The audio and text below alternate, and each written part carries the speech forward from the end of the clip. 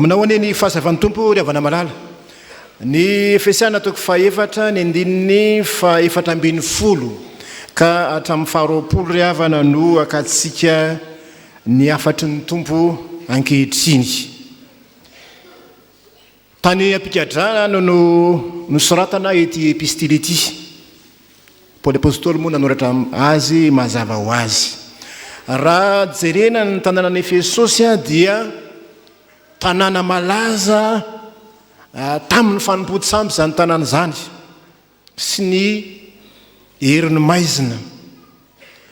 Ka fantatr'ireo mpino tao tsara ny zava-misy momba an'izany atao hoe dia ara-panahy zany. Raha mamaky ny asan'ny apôstôly toko 9:10 tsika dia nahita fa misy olona resy lahatra tao ary marobe ny tantara tao ny olona nandoro ny bokiny. Lay boky majika fanaovana mazia moa zany nahatratra 5,000 volafotsy ny totaliny ho ny valazana apôstôly toko 9:10. Any hoe raha dika tsotsotra zany eo amin'ny volafotsy 500 kilô hoany mahery zany ny valeran'ny boky zay fanaovan'ny olona fanampody-tsampy moa zany tamin'ny fotoanandro. Nodorany zany. Fantatry ny kristianina tao Efesosy tsara zany resaka atao hoe dia ara-panahy satria nisy tempolo-tsampy malaza tao. Ary zay ny mahatonga ny apôstôly Paoly teny manao hoe mifahara sika tsy mitolona amin'ny famandrà fa mifanaratsy eny amin'ny rivotra. Ka rehefa mamarana ny epistily ny Paoly dia mampatsiahy fa tsy fiainana milamindamina fotsiny ny fiainana kristianina fa fiainana misy ady ary ady tsy mitsahatra isanandro amin'ilay ratsy zany. Voalaza fa tsy olona ny tena fahavalontsika fa inona ozy izy fanahy ratsy aizy eny amin'ny rivotra zany ny tena fahavalo. Zany no antony nanetana ny apôstôly Paoly ny kristianina mba hijoro tsara hitafy ny fiadian'Andriamanitra satria Andriamanitra rery ihany no afaka manome hery, afaka manome aina, anome tanjaka ahafahana mandresy ny asan'ilay ratsy. Kristianina mahajoro eo anatrehan'ilay ratsy. Zay no tanjon'ny apôstôly Paoly eto. Mahita kristianina mahajoro. Rehefa mijery isika ry havana ireto andininy maromaro reto Mifahara sikino fahamarinana ny valahanareo mitafia. Rehefa mijery no teny io tsika, rehefa jerevana ny teny fototra, ny teny mandidina atao hoe impératif dia ray monja ihany le hoe mifahara. Fansisan'izay dia participe moa zany filaza azy. Tsy impératif akory fa participe. Zany hoe tsy teny mandidy akory fa ny hoe mifahara io ny tena tiany apôstôly asongadina eo. Mifahara. Tsy afaka mifahatra ianao raha tsy efa nisikina ny fahamarinana, raha tsy efa nitafy ny rariny, raha tsy efa nanao kiraro ny fahavononam-panahy zay le voalaza eto. Voalohany zany le havana ny hoe kristianina mahajoro eo anatrehan'ilay ratsy dia ny kristianina mandray ny fiadian'Andriamanitra, ifanandray ny fiadian'Andriamanitra. Ny mandresy vita ihany fa hajoro ve ahatana ny fandresena ve? Tsy afaka mandresy ianao, tsy afaka mijoro ianao raha tsy efa tanteraka ao alareo. Eo amin'ny fisikinana, eo amin'ny fivavahana no lamtafy ny rariny. Marobe moa ny tansaina eto. Zay no vao mahajoro. Hoy ny fitentsika mahazatra ny hoe ady ny fiainana ary marina zany amin'ny fiainana andavanandro miady mandrakarivo sika miady amin'ny fiainana saingy vao maika marina zany ry havana raha jerena amin'ny fiainana kristianina satria tsy ny fitadiavana ny anina hoanina ihany, ny fitafiana ihany. Zay ny matesan'ny olona tsy zay ihany fa indrindra ihany koa miady amin'ny fakapana amin'ny fanafian'ilay ratsy isan'andro efa nambara eto ry havana fa afaka mandresy ny mpino mahajoro ny mpino rehefa mandray ny fiadin'Andriamanitra izy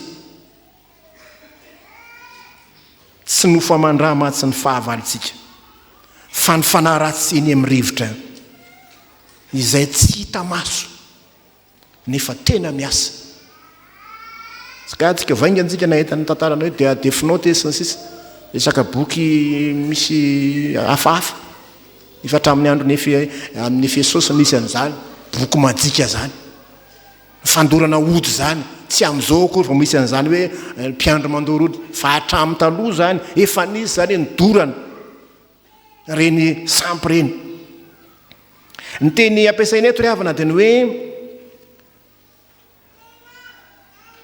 tahaka ny miaramila anankiray izay miady tahaka ny miaramila anankiray izay mitondra fitaovam-piadiana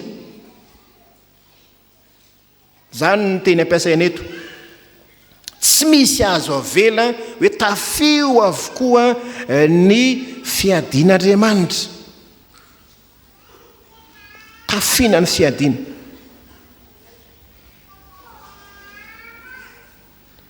tsisy azo avelana iray azy ny fitaovana zay omen'Andriamanitra fehikibo ny fahamarinana ny kiraro ny fahavononana tory filazantsara ny ampinga ny finoana sy ny sisy satroka zay milaza ny famonjeny mampiseho sarina maramila romanina anankiray zay vonona iady le sary aseho eto tsy afaka ny iady tsy afaka ny andresy tsy afaka ny ajoro ianao raha tsy efa eny aminao avokoa ny fitaovam-piadiana rehetra tahaka zany koa ry havana ny ady ara-panahy amin'Andriamanitra tamin'ny andron'ny romanina dia ny ampiarorany manome ny fitaovam-piadiana ho an'ny miaramilany toy zany koa ny ady ara-panahy Andriamanitra ny manome ny fiadiana ho an'izay rehetra miankina aminy tsy ahovoka firy amin'ny asan'ny ratsy isika tsy mitolona amin'ny nofamandra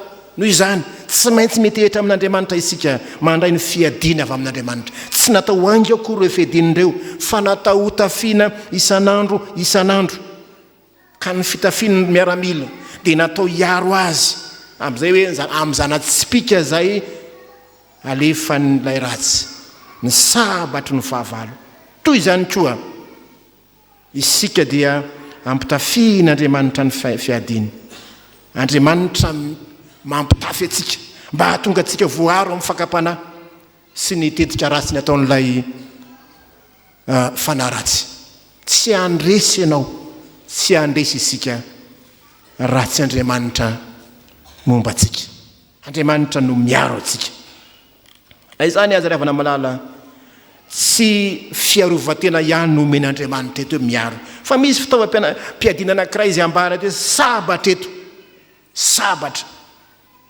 ny akamaroana eto moa dia ny hoe fitaovana fiarovan-tena fa ny sabatra ihany eto no iny no entina manafika zay lazaina fa hoe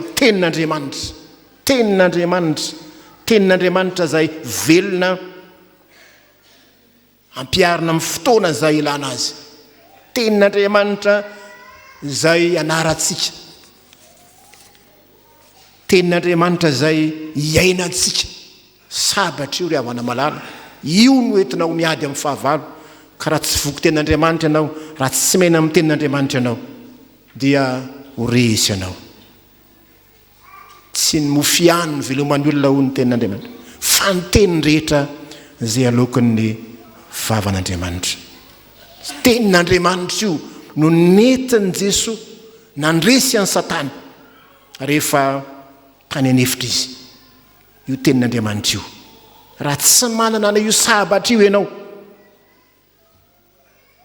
dia mety hiaro tena fotsiny ihany fa tsy ahavita androka ny fanahy ratsy io tenin'Andriamanitra io no ahafahanao miady amin'ilay ratsy tsy ampy zany ny miaino tsy ampy ny mamaky mizatra fotsiny lina fotsiny amin'ny tenin'Andriamanitra fa tokony velomina ampiarina isan'andro ny tenin'Andriamanitra. Io Tsoratra Masina io manoro atsika ny sitrapon'Andriamanitra, manitsy ny lalantsika, manome hery atsika, hanoery atsika ny asan'ilay ratsy arakaraka ny velomanao amin'ny tenin'Andriamanitra. No azoanao fandraisana amin'ny ady ara-panahy izay atrehanao. Tsy adala akory ny fiangonana mampanao fanankenany hoe hazo ty vavaka sy hamaky ny baiboly isan'andro arak'izay azo atao. Le arak'izay azo atao dia ny hoe na andininy ray na andininy folo na andininy zato, fa tsy hoe isan-kerinandro, arak'izay azoko atao. Satria io ny fitaovam-piadiana men'Andriamanitra atsika. Andriamanitra no mampijoro atsika. Raha te hijoro ianao, miantery amin'Andriamanitra, mifikira. Fa ambara faharoa eto ry havana singanina manokana, andininy fahavalo-ambin'ny ary mivavaha mandrakariva amin'ny fanahy amin'ny vavahana rehetra sy ny fangatahana. Maharitra mivavaka, mahajoro ianao rehefa maharitra mivavaka. Ny olona tsy ampivavaka dia tsy mahajoro. Amin'ny alala mivavaka ataonao ny mampijoro anao tsara. Ny olona tsy ampivavaka anao ampitambolombolen'ny fampianaran-diso. Rehefa avy nresaka ny fiadiana ny apôstôly Paoly eto dia manampy izy hoe mivavaha na hoe vavaha mandrakariva. Anisany anankiray mampijoro atsika ry havana io vavaka io, tsy ampiny mitavy fitaovam-piadiana fampiarahana mivavaka maharitra izany, vavaka tsy vonjy tavanandro, fa vavaka maharitra iainana isan'andro. Mivavaha mandrakariva, ny vavaka no mampifandray atsika amin'ilay tena tompony ady. Ka ny faharitana mivavaka no endrika ny atao hoe fiambenana ara-panahy atsika. Mivavaha 𝗥𝗔𝗩𝗘𝗟𝗢. Io ny tena endriky ny fiambenana ara-panahy. Rehefa nampianaran'i Jesosy isika ny hoe miambena vavaha mandrakariva, mba tsy hidirinareo amin'ny fakam-panahy. Ny olona tsy ampivavaka mora tafiditra amin'ny fakam-panahy. Ny miaramila tsy miambina, tsy mivavaka dia mora tapohan'ny fahavalo.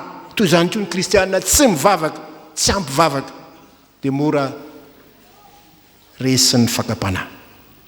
Dia leo tsara ry havana fa na dia any am-pigadrana azy ny apôstôly Paoly eto, tsy niteny izy hoe mangata mba hivoaka taponjato mba vao anao mba hivoahako ato, tsy izay, fa mangataka izy mba omena fahasahina sy teny sy ampafantatra ny zava-miafina ny filazantsara, mivavao hoy izy.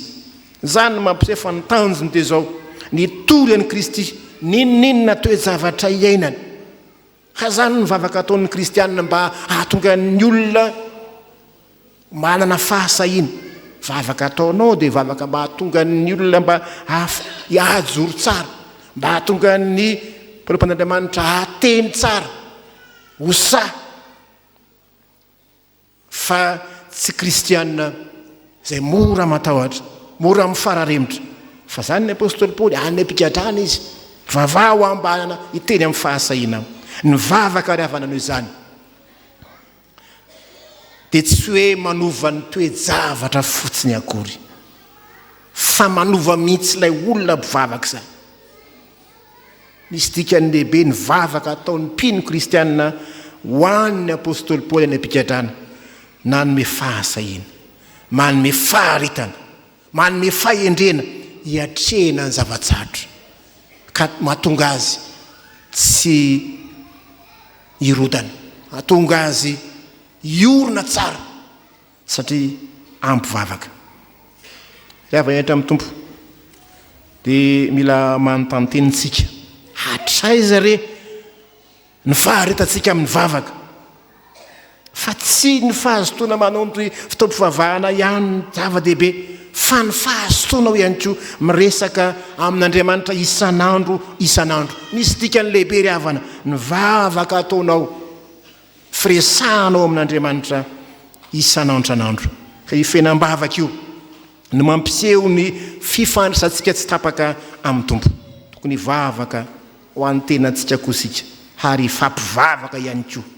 Asainy apôstôly Paoly mivavaka eto any Efesianina ho an'ny tenany aloha, mangataka ho an'ny tenany, mangataka ny fanampin'Andriamanitra ho an'ny vahoakan'Andriamanitra rehetra, ary mivavaka ho an'ny mpitory ny filazantsara songany manokana ny tenany eto. Mivavaha ho aho izy na dia apôstôly azy dia mbola mila vavaka. Tsy akory hoe rehefa manam-pinoana be dia tsy mila ivavahana tsony izy ary efa oloatra zao ve. Mila entina mbavaka avokoa ny olona rehetra, na izy na izy. Ilain'izany fiaraha-mivavaka zany. Tianao veravana ny ajoro tsara, miambena tsara amin'ny vavaka. Raha entra amin'ny tompo mivavaha mandrakariva mba tsy ho reraka ianareo. Zany ny kristianina tiany Jesosy ho hita ankehitriny, mahajoro eo anatrehan'ilay ratsy. Tsy kristianina resy ny satana, fa kristianina mahajoro tsara, satria efa nitafy ny fitaovam-piadiana rehetra, efa nomena amin'ny fitaovam-piadiana, ary efa nazoto ny vavaka ny fandray tsara taminy. Dia Andriamanitra manampy azy, mampahery azy. Mivavaha mandrakariva mba tsy ho reraka. Izay kristianina mitafy ny fiadian'Andriamanitra, maharitra amin'ny teniny, maharitra amin'ny vavaka, dia kristianina afaka mijoro mandresy amin'ny ady rehetra izay entin'ilay ratsy. Dia ho an'Andriamanitra ny voninahitra, ny fahasavany kosa ny fiadanany ao amintsika rehetra. Amen.